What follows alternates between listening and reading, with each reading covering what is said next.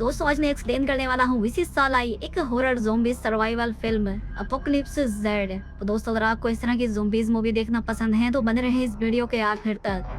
कहानी की शुरुआत में जैक और उसकी वाइफ को दिखाया जाता है, जहाँ पर कि जैक अपनी बहन के घर अपनी छुट्टियां बिताने के लिए आया होता है। यहाँ पर जैक अपने नेफ्यू के साथ खेल रहा होता है और ऐसा करते हुए जैक की वाइफ उन्हें बहुत गौर से देख रही थी। फिर अब रात में जैक जब अपनी बहन के घर से वापस लौट रहा होता है तो उसकी वाइफ उससे कहती है कि मुझे भी एक बच्चा चाहिए। हालांकि जैक की फाइनेंशियल कंडीशन ठीक नहीं थी, वो अभी इसके लिए तैयार नहीं होता, लेकिन अपनी वाइफ के कहने पर वो तैयार हो जाता है। और तभी इनकी बातों के दौरान एक ट्रक इन्हें टक्कर मार देता है, जिससे कि इनका एक बड़ा एक्सीडेंट हो जाता है। खैर अब इसके बाद हमें एक साल बाद का टाइम दिखाया जाता है, जहाँ पर हमें पता लगता है कि उस एक्सीडेंट में जैक की वाइफ की जान चली गई थी और अब वो अपनी जिंदगी में अकेला है, इसीलिए वो अपना घर छोड़कर एक आइसोलेटेड जगह में रहने के लिए आ गया था। यहाँ वो अपनी एक बिल्ली के साथ रहता है। हालांकि जैक की सिस्टर चाहती है कि वो उनके साथ आकर रहे, इसलिए वो जैक को बार बार कॉल कर रही थी और आखिरकार वो जैक को अपने घर पर रहने के लिए मना ही लेती है। साथ ही जैक के पास जो टीवी रखा था उसमें एक न्यूज चल रही थी, जिसमें एक वायरस के बारे में बताया जा रहा था जो कि दुनिया में तेजी से फैल रहा था, जिससे लोग अजीब से क्रीचर में बदल रहे थे। लेकिन जैक का उस न्यूज पर कोई ध्यान नहीं होता। अब इसके बाद जैक अपनी बिल्ली को लेकर एयरपोर्ट पर पहुंचता है और जब वो लाइन में खड़ा होता है तो यहाँ पर एक अजीब सा माहौल बन जाता है और सभी फ्लाइट्स भी अपने आप ही कैंसिल होने लगती हैं। और तभी सभी लोगों के फोन में एक इमरजेंसी अलर्ट आता है, जिसके बाद सभी लोग एयरपोर्ट से अपने घरों के लिए निकल पड़ते हैं। रास्ते में बहुत सारा ट्रैफिक हो जाता है और अब जैक भी ये बात जान गया था कि इस ट्रैफिक से निकलना इतना आसान नहीं है, इसलिए जैक अपनी कार वहीं पर छोड़कर पैदल ही अपने घर आ जाता है। और यहाँ आकर वो अपने पड़ोसी के घर के बाहर एक एम्बुलेंस को देखता है। दरअसल दुनिया में एक खतरनाक वायरस फैल चुका है, जिस वजह से इंसान ज़ॉम्बीज में बदल रहे हैं और इस वायरस से उसका पड़ोसी भी इन्फेक्ट हो चुका है, इसीलिए उसे एम्बुलेंस में डालकर यहाँ से ले जाया जा रहा था। लेकिन जैक इस पर ज्यादा ध्यान नहीं देता। खैर अब अगली सुबह जैक को उसकी बहन की कॉल आती है। वो अपनी बहन को वो सारी बातें बताता है जो भी उसके साथ एयरपोर्ट पर हुआ। जैक की बहन उसे समझाती है कि कोई बात नहीं, जल्द ही सब कुछ ठीक हो जाएगा। इसके बाद जैक मॉल जाता है, जहाँ आकर वो देखता है कि यहाँ लोग खाने के लिए लड़ रहे हैं। और अब जैसे ही जैक बाहर आता है वो देखता है एक ज़ॉम्बी एक पुलिस वाले पर हमला कर रहा है। अब जैक उस पुलिस वाले को बचाने के लिए जाता है, लेकिन वो ज़ॉम्बी जो कि उस वायरस से इन्फेक्टेड था वो जैक पर भी हमला करने लगता है और इसीलिए वो पुलिस वाला जैक को बचाने के लिए उस ज़ॉम्बी को शूट कर देता है, लेकिन वो खुद की भी जान ले लेता है क्योंकि ज़ॉम्बी ने उसे भी इन्फेक्टेड कर दिया था। अब ये सब देखकर जैक डर जाता है, जल्दी से भागकर अपने घर आता है, जहाँ पर न्यूज में बताया जा रहा था कि सभी लोग अपने घरों के अंदर रहे। बाहर एक खतरनाक वायरस फैला हुआ है और ये वायरस हवा के जरिए फैल रहा है। खैर अब रात में जब जैक अपने घर के अंदर होता है तब जैक इस पूरे एरिया को सोल्जर्स घेर लेते हैं और इस पूरे एरिया को खाली करने के लिए कहते हैं। सभी लोग इस एरिया से निकल जाते हैं, लेकिन जैक अभी भी अपने घर में होता है क्योंकि उसने अपने घर का दरवाजा नहीं खोला था। और अब सुबह हो जाती है, जहाँ पर जैक अपने एरिया में अकेला होता है। अब यहाँ पर जैक को सरवाइव करने के लिए खाना चाहिए होगा, इसलिए वो अपने पड़ोसियों के घर में जाकर वहाँ खाना ढूंढने लगता है। और इसी बीच जैक एक घर के अंदर जाता है, जहाँ पर उसे एक बूढ़ी औरत मिलती है। इस औरत का नाम गैब्रिएला होता है और इस औरत को सोल्जर इसने अपने साथ नहीं लेकर गए क्योंकि वो विकलांग है, वो चल नहीं सकती थी। अब जैक यहाँ पर उस बूढ़ी औरत से बात करता है, इन दोनों में अच्छी दोस्ती हो जाती है और गैब्रिएला जानती थी कि यहाँ किन किन घरों में खाना मिल सकता था। वो इस बारे में जैक को बताती है और अब जैक उन घरों में जाता है और इस घर में उसे एक बाइक और हेलमेट भी मिल जाता है और इस बाइक की वजह से अब उसे खाना ढूंढने में बहुत आसानी हो गई थी। वो हर रोज गैब्रिएला के बताए हुए घरों में जाकर वहाँ से खाना लाता था, जिसे वो गैब्रिएला को भी देता है और बाद में वो अपने घर चला जाता है। खैर अब एक दिन जैक को एक घर में एक रेडियो मिलता है। जैक जब उस रेडियो को शुरू करता है तो उसे इसमें एक मैसेज मिलता है। दरअसल 999 नंबर पर एक मैसेज बार बार रिपीट हो रहा था। उसमें बताया जा रहा था कि हमारे साथ अभी भी बहुत सारे लोग नॉर्थ की साइड में बचे हुए हैं और अगर कोई सर्वाइवर्स जिंदा है तो वो भी हमारे साथ जुड़ सकता है। इसलिए जैक वहाँ जाने के लिए तैयार हो जाता है। वो गैब्रिएला के पास जाकर उससे भी चलने के लिए कहता है। अब गैब्रिएला भी उसके साथ चलने को तैयार होती है और जब अगली सुबह जैक उसके पास जाता है तो वो देखता है कि गैब्रिएला की जान जा चुकी है, यानी कि अब जैक को अकेला ही जाना होगा। लेकिन जैसे ही वो घर से बाहर निकलता है एक औरत ज़ॉम्बी उस पर हमला कर देती है। जैक उससे बचने की कोशिश करता है, लेकिन वो भी काफी फुर्तीली थी, इसलिए जैक को उससे बचने के लिए अपने हथियार का यूज करना पड़ता है। लेकिन ऐसा करने के बाद जैक को बहुत दुख होता है क्योंकि वो किसी की जान नहीं लेना चाहता था, चाहे वो ज़ॉम्बी ही क्यों न हो। खैर अब इसके बाद जैक अपनी बाइक लेकर नॉर्थ की तरफ निकल पड़ता है, लेकिन आगे जाने पर सड़क आगे से ब्लॉक होती है, इसलिए उसे जंगल के रास्ते से आगे बढ़ना पड़ता है। और जब वो जंगल के इस रास्ते से गुजर रहा होता है तो यहाँ पर बहुत सारे ज़ॉम्बी उसके पीछे पड़ जाते हैं, लेकिन जैक बाइक पर था इसीलिए वो उसे पकड़ नहीं पाते। और अब जैक के कैंप में पहुंच जाता है। उसे लगता है कि शायद यहाँ पर इंसान होंगे, लेकिन यहाँ पर कोई इंसान नहीं था, यहाँ पर सिर्फ ज़ॉम्बी ही भरे पड़े थे।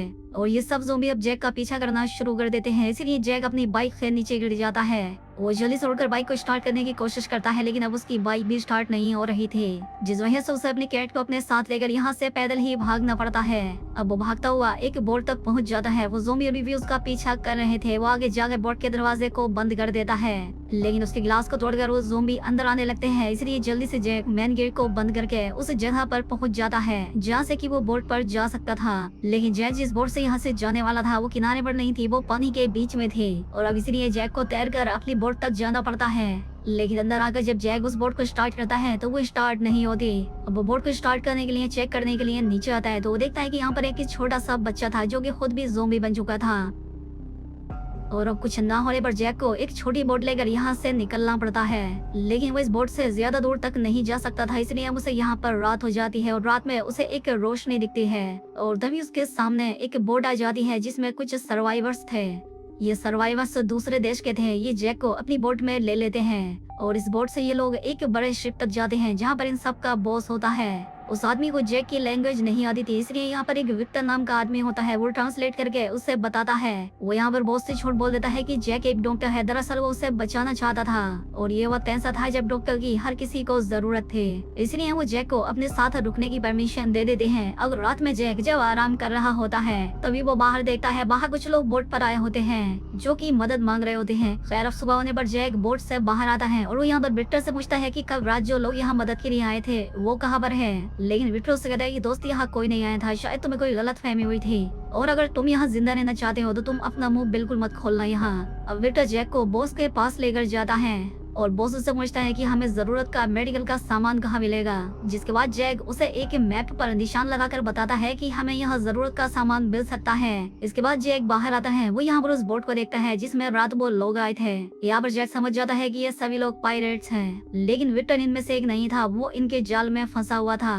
अब जैक विक्टर से जाकर कहता है कि तुम एक पायलट हो, क्यों ना हम दोनों यहाँ से बाहर जाए, और मुझे एक हेलीकॉप्टर का पता है जिससे हम इस जगह से बाहर निकल सकते हैं। लेकिन विक्टर इस सब में उसका साथ नहीं देना चाहता था। वो कहता है कि देखो अगर तुम्हें जिंदा रहना है तो यहाँ चुपचाप रहो। लेकिन अब जैक तय कर चुका था कि वो यहाँ से भाग कर रहेगा, इसलिए वो रात होने पर नीचे जाता है तो यहाँ पर वो दो लोगों को देखता है जिन्हें की यहाँ बांध कर रखा गया था।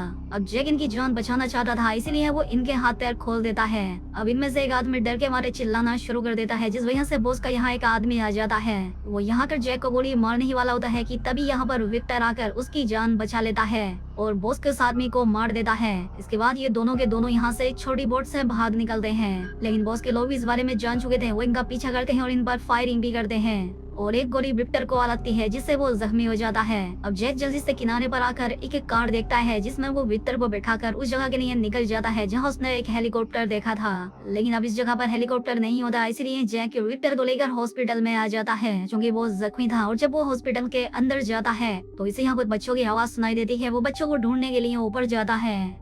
वो यहाँ उन्हें आवाजें लगाने लगता है और इसकी आवाजें सुनकर यहाँ पर बहुत सारे ज़ोंबी आ जाते हैं। जैक उनके ऊपर हमला कर रहा था, लेकिन ज़ोंबी लगातार आ रहे थे, इसीलिए उसे नीचे जाना पड़ता है जहाँ वो विक्टर को छोड़ कर आया था। लेकिन यहाँ पर अब विक्टर भी नहीं था। ये देखकर जैक परेशान हो जाता है। तब यहाँ पर एक नर्स दरवाजा खोलती है और जल्दी से उसे अंदर आने को कहती है, इसलिए जैक जल्दी से अंदर चला जाता है। यहाँ पर विक्टर भी होता है क्योंकि ये नर्स ही उसे बचाकर अंदर ले आए थे। खैर अब इसके बाद ये लोग विक्टर का इलाज करते हैं और विक्टर की हालत पहले से ठीक थी। जब यहाँ पर नर्स को ये पता लगता है कि यहाँ पर जैक और विक्टर हेलीकॉप्टर ढूंढने के लिए आए थे तो वो उन्हें हेलीकॉप्टर दिखाती है जो कि हॉस्पिटल के पीछे खड़ा था, लेकिन वहाँ पर बहुत सारे ज़ोंबी थे। इसीलिए वो जैक को बताती है कि यहाँ पीछे के रास्ते से वहाँ तक नहीं पहुँच सकते क्योंकि वहाँ पर बहुत सारे ज़ोंबी हैं, लेकिन नीचे बंकर से एक रास्ता है। लेकिन कुछ ही समय पहले वहाँ पर मैंने एक धमाका सुना था, शायद वो बंकर अब बंद हो चुका है। जैक को समझ नहीं आ रहा था कि उसे क्या करना चाहिए, लेकिन जब वो ऊपर जाता है तो देखता है कि इसके मोबाइल में सिग्नल आ चुके हैं। यहाँ पर उसे उसकी बहन के बहुत सारे कॉल्स और मैसेजेस दिखते हैं जो कि उसके लिए बहुत परेशान थे। और तभी जैक को गोलियों की आवाज सुनाई देती है। दरअसल बॉस अपने आदमियों के साथ इन दोनों को मारने के लिए यहाँ तक पहुँच चुका है।